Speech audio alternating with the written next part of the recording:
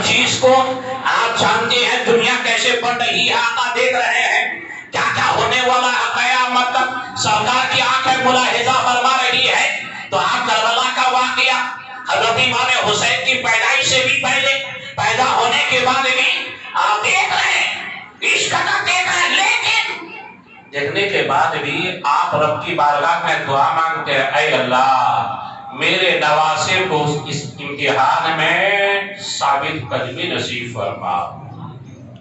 دعا کر دیتے، یقیناً دعا کر دیتے سرکاری دو عالم صلی اللہ علیہ وسلم تو ماشاء کیا کہنا، اگر خود حضرت امام حسین ہی دعا کر دیتے اے اللہ اس مصیبت کو مجھ سے دور کر دے، کافی تھا۔ حضرت امام حسین اگر خاتون جنتی اگر ہاتھ اٹھا دیتی تو معاملہ خراب ختم تھا، یعنی دور ہو جا۔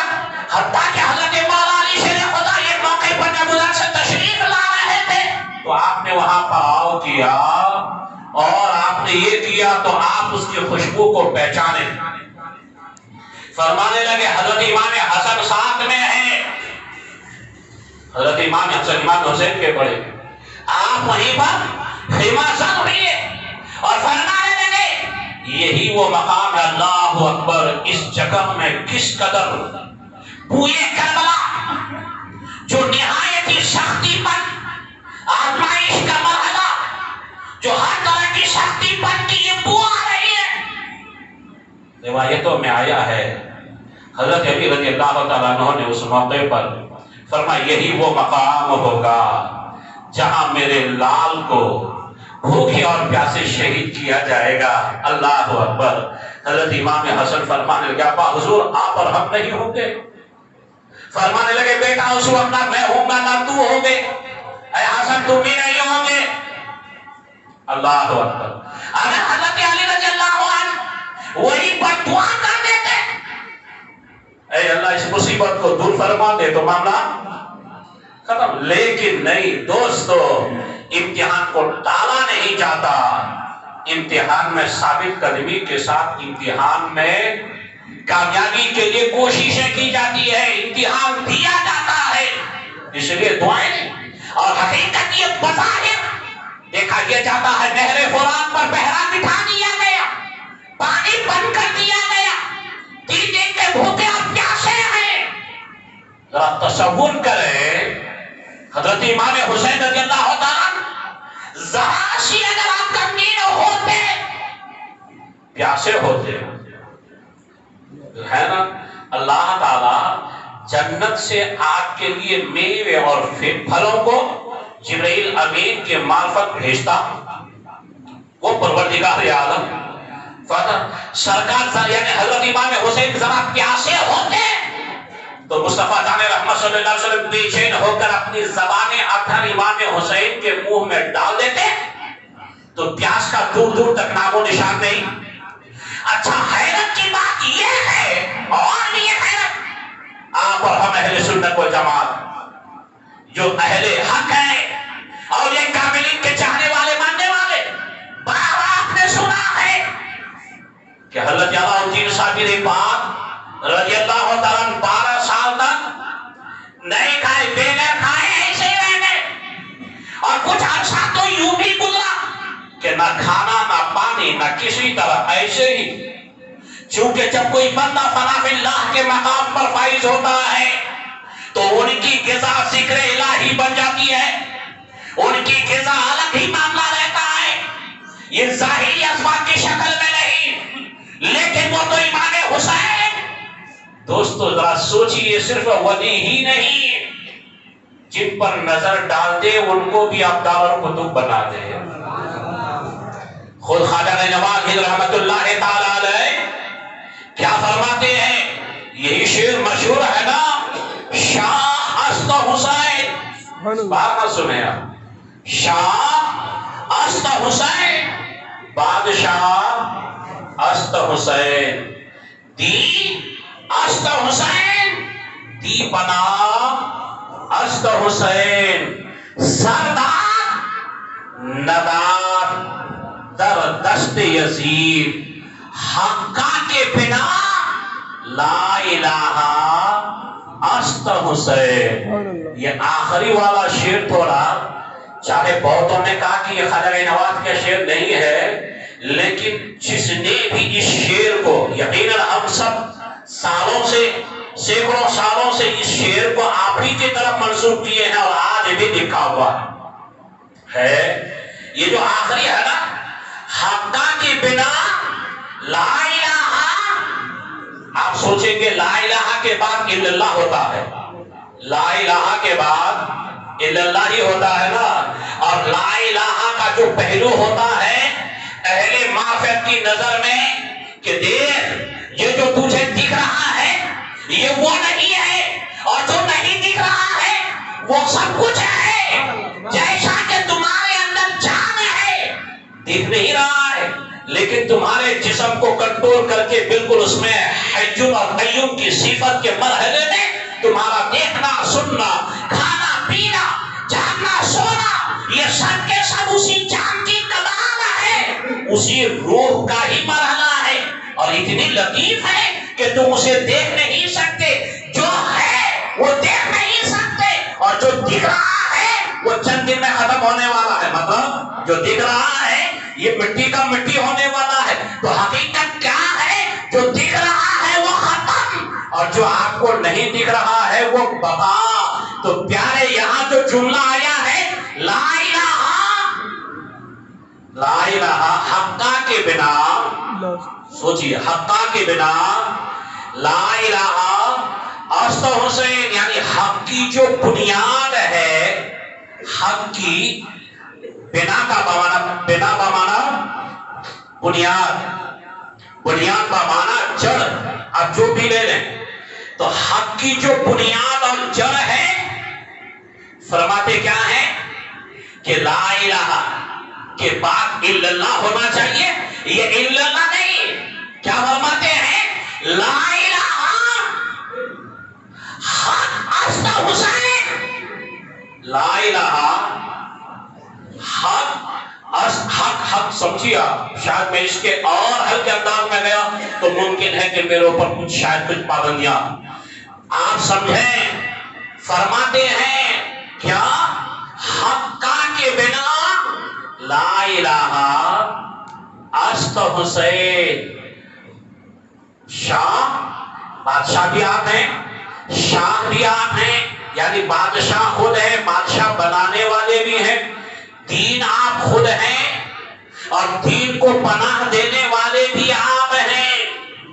اے اہل نظر ذرا غور کر، وہ حسین کی شکل میں کون ہے؟ اگر تم پہچاننے کے تصور کرنا چاہو تو پہچانو، اس لیے کہ وہ امام حسین رضی اللہ تعالیٰ جب تیر اور تلوار کے زخم سے چور ہوئے اور کربلا کی دھرتی پر گھوڑے سے آپ نیچے آپ گرنے لگے، تو یاد دوستو بتاتے ہیں، تاریخ مرتب کرنے والے لکھتے ہیں کہ جب امام حسین رضی اللہ تعالیٰ زمین پر آئے، پیشانی کے بل سجدے کی حالت میں آپ کا گھوڑے سے نیچے اترنا، یہ کہا گیا ہے کہ یہ رکوع کی کیفیت. اور جب گھوڑے پر آپ سوار ہوئے، خیمے سے نکل کر تنے تنہا، تو آپ نے تکبیر تحریمہ، قیام کی حالت، قیام کی حالت. اور جمعے کا عین موقع، جمعے کا عین موقع دوستو، جب آپ نیچے آئے تو سبحان رب العالی، سبحان رب العالی شمر آپ کے سینے پر سوار ہو گیا. اے حسین دیکھ آگے کا تک کٹ چکی ہے، اب بھی وقت ہے، اب بھی وقت ہے، یزید کی بیعت کر لے. اللہ اکبر، اللہ اکبر. کیا ابھی اشتیاق بجھی نہیں ہے؟ امام حسین رضی اللہ تعالیٰ نے فرمایا کہ گردن کٹی ہے یا نہیں تجھے خبر؟ گردن کٹی ہے یا نہیں تجھے خبر؟ مجھے کیا خبر کہ میری گردن کٹی ہے یا نہیں؟ اہل معرفت فرماتے ہیں کہ جب سجدے کی حالت میں امام حسین سبحان رب العالی کے ورد میں تھے، تو امام حسین کی زبان معرفت الہی میں ڈوب کر یوں یعنی یوں گویا تھی، اے